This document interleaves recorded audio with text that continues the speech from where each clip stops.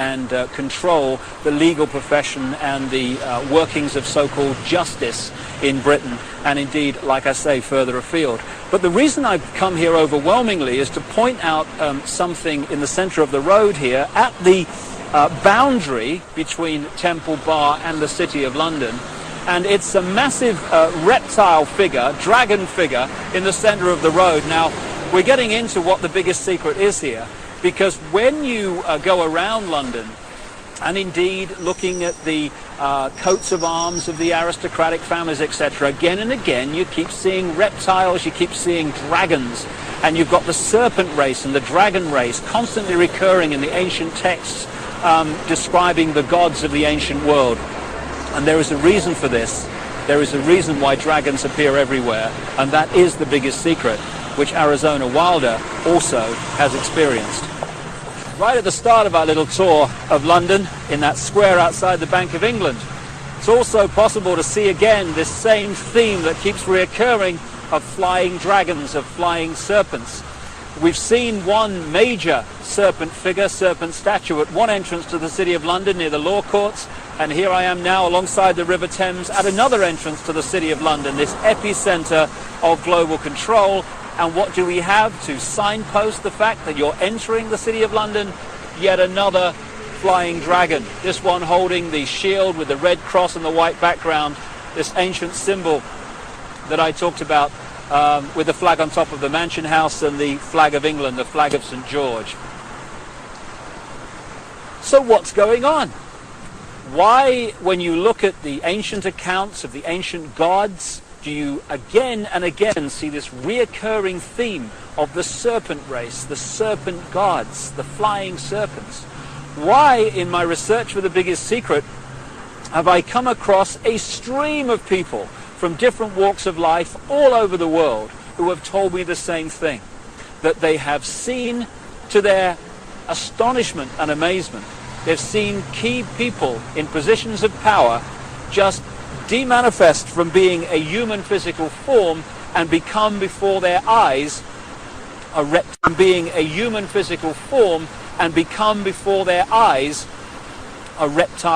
reptilian figure.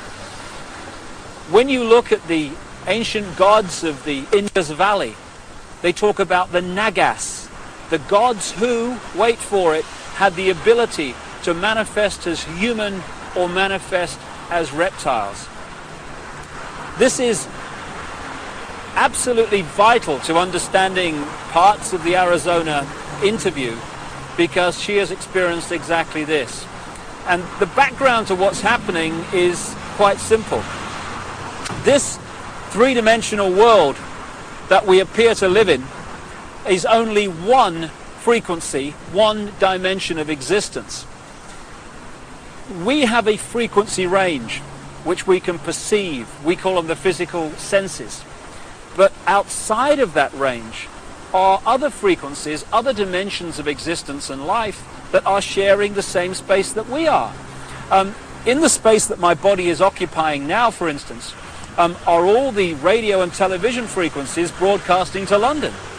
I can't see them, they can't see each other, they're not aware of each other because they're on different frequencies.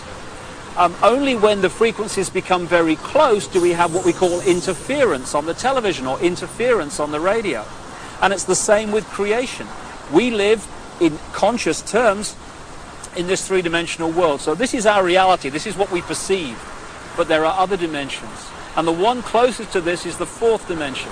And staggering as it may seem, and you really have to read The Biggest Secret to see the immense supporting evidence for this, a reptilian race from this fourth dimension is the source, or one of the key sources, of the manipulation of this world. Back in the ancient world, again documented endlessly in so many parts of the world, in ancient texts and legends and accounts, are the stories of how this extraterrestrial race interbred with humanity, creating hybrid bloodlines. And when you do the genealogical research, you find that it is these human-reptile hybrid bloodlines that actually have occupied the major positions of power through the history of the last few thousand years. And today, are in the key positions of power, running the banking system, the business system, the politics, the military, etc. And Arizona Wilder, who had no idea of all this other information coming towards me in researching The Biggest Secret, when I met her, she said and told me about how at various satanic rituals involving the most famous people in the world, she had seen them again and again turn into reptile figures and then come back again during the ritual. I got a call from the head of an organization in America called Parents Against Ritual Abuse, who told me again from her experience how many of her clients who had been subjected to satanic ritual had reported the same story of how the participants had shape-shifted, as the term goes, from human to reptiles and back again during the ritual. And one of the key areas, one of the key families identified by Arizona Wilder in her accounts is one not too far from here, and it's very famous indeed. And that family and that bloodline live here, or at least partly live here. Buckingham Palace, one of the many palaces and homes of the British royal family, the House of Windsor. They're seen as bastions of the establishment, the British establishment, but in fact the Windsor bloodline is not British at all, it's German. It's really the House of Saxe-Coburg-Gotha. And on Prince Philip's side, the husband of the Queen of England, he's a Mountbatten, which is really Battenberg. Again, another German line. In 1917, they changed the name from Battenberg to Mountbatten, from the House of Saxe-Coburg to Windsor, because at that time, you may recall, the German nation and the British nation were knocking hell out of each other in the trenches of northern France. And it was good PR from the British royal family's point of view to just change their name to sound more English. And this is just the farce and the facade behind so much, or behind which so much goes on.